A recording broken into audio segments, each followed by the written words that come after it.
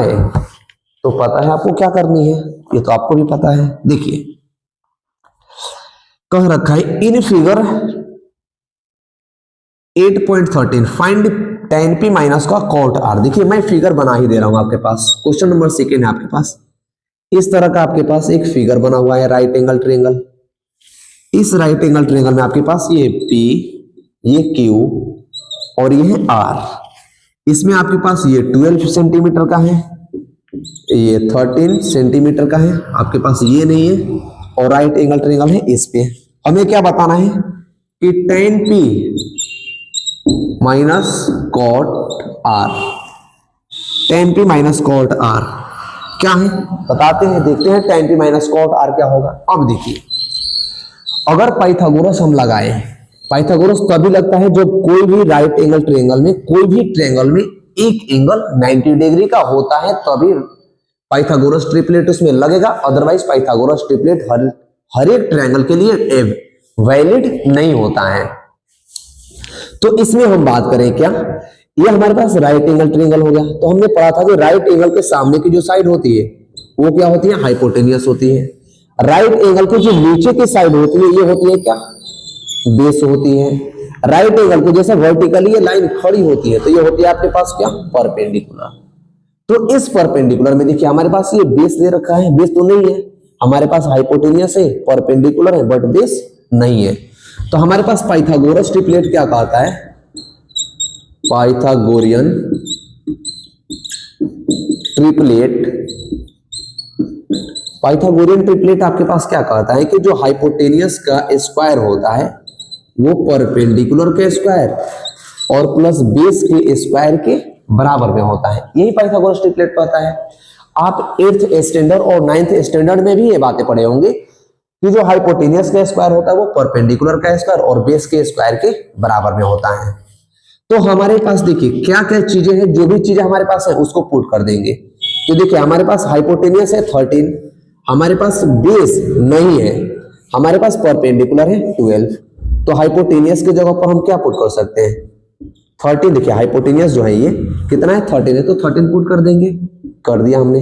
Perpendicular, perpendicular क्या है, ये 12 है, तो परपेंडिकुलर 12 प्लस बेस क्या है, बेस आपके पास क्यू आर, क्यू आर की जगह पर कुछ नहीं है तो क्यू आर की जगह पर आप ले लीजिए क्या, सॉरी क्यू आर, तो क्यू आर का स्क्वायर ही ले लीजिए। अब देखिए 13 का जो स्क्वायर होगा 169, 169 होता है।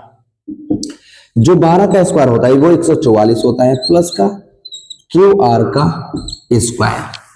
अब देखिए ये हमें क्यू आर निकालना है, तो ये इस पार है बॉर्डर का, तो इस बॉर्डर को इस पार से जो प्लस की वैल्यू है वो इसको इस पार शिफ्ट कर देंगे, क्योंकि हमें क्यू आर की वैल्यू चाहिए थी। और क्यू आर की वैल्यू के लिए हमारे पास क्या तरीका है, हमारे पास कोई तरीका नहीं है दूसरा, हम इसको इस बार लेकर आ जाएंगे। तो क्या होगा 169 माइनस का 144 is equal to Q R का स्क्वायर।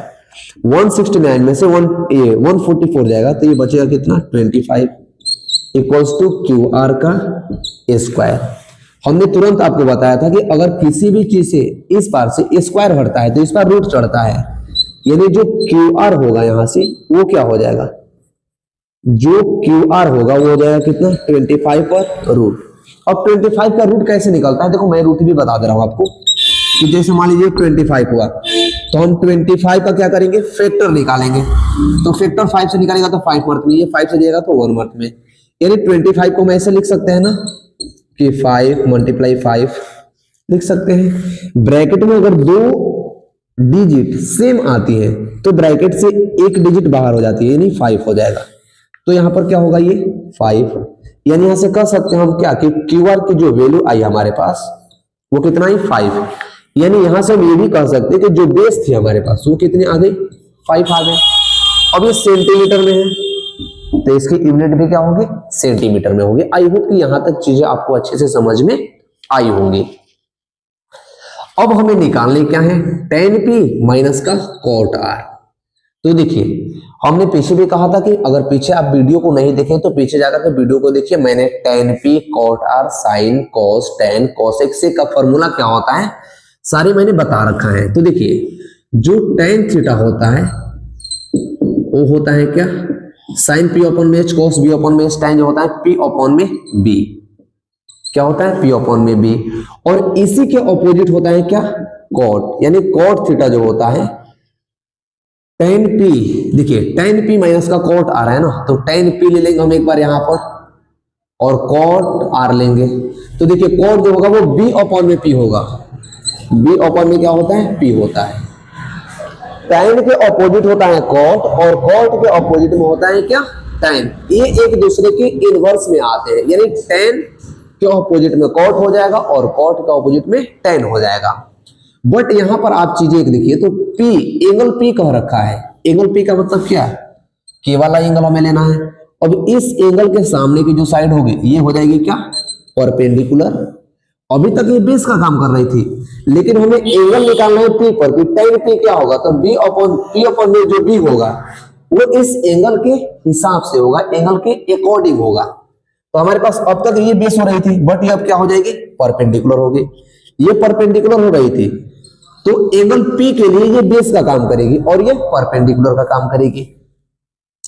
तो P अपॉन में B, P अपॉन में B का मतलब P के लिए देखिए एंगल P के लिए P का काम कौन करेगा 5 अपॉन में बेस का काम कौन करेगा 12 हो गया। कॉट R, अब देखिए वहां पर R आ गया, R का मतलब अभी यहां से काम खत्म। अब कहां से हम एंगल लेंगे, कौन सा परपेंडिकुलर होगा वो अब डिसाइड करेगा एंगल ये वाला, एंगल ही डिसाइड करता है कि कौन साइड परपेंडिकुलर होगी और कौन साइड बेस होगी। एंगल के हिसाब से अगर यहाँ पर एंगल P है तो परपेंडिकुलर ये होगा, एंगल R है तो परपेंडिकुलर ये होगा। तो एंगल जब हम R लेंगे तो परपेंडिकुलर ये हो जाएगा। अब यहाँ पर ये परपेंडिकुलर का काम कर रहा था, बट अब किसके लिए काम करेगा, ये बेस के लिए काम करेगा, क्योंकि एंगल इसका चेंज हो गया। यहाँ पर एंगल P था तो ये था, एंगल R हो गया तो ये हो गया, तो अब ये हो जाएगा P और ये हो जाएगा क्या B। tan क्या था B अपॉन में, सॉरी कॉट क्या था B अपॉन में P, तो देखिए B वहां पर क्या है 5 अपॉन में P क्या है परपेंडिकुलर 12 हो गया। हमारे पास निकालना क्या था tan P माइनस का कॉट R, यही निकालना था। तो tan P हमारे पास क्या आया 5 अपॉन में 12 माइनस का कॉट R क्या आया 5 अपॉन में 12। अब देखिए ये दोनों कट कर किसके बराबर में हो गए, 0 के बराबर में हो गए। तो यही हमें पूछ रखा था कि क्या बताइए कि tan P और cot R आपस में बराबर है कि नहीं है भाई, 0 कट गया, देखो ना 5 अपॉन में 12 और 5 अपॉन में 12 दोनों आपस में कट करके खत्म हो गए। तो हमारा क्वेश्चन सेकंड ये रहता है और क्वेश्चन नंबर सेकंड ये कंप्लीट होता है। आई होप कि ये क्वेश्चन आपको अच्छे से समझ में आया होगा। चलेंगे क्वेश्चन नंबर थर्ड की तरफ और चलते हैं क्वेश्चन नंबर थर्ड की तरफ ही कि क्वेश्चन नंबर थर्ड कैसे बनेगा। देखिए चीजें समझ आएंगी, आपको थोड़ा सा अटेंशन दीजिएगा तो आएगी चीजें समझ में, ठीक। अगर कहीं पर आपको इसमें डाउट हो, कहीं पर दिक्कत हो तो कमेंट सेक्शन में आप अपना कमेंट कर सकते हैं कि मुझे यहाँ डाउट है, यहाँ चीजें कैसे हुई। उसके बाद मैं आपको छोटी सी एक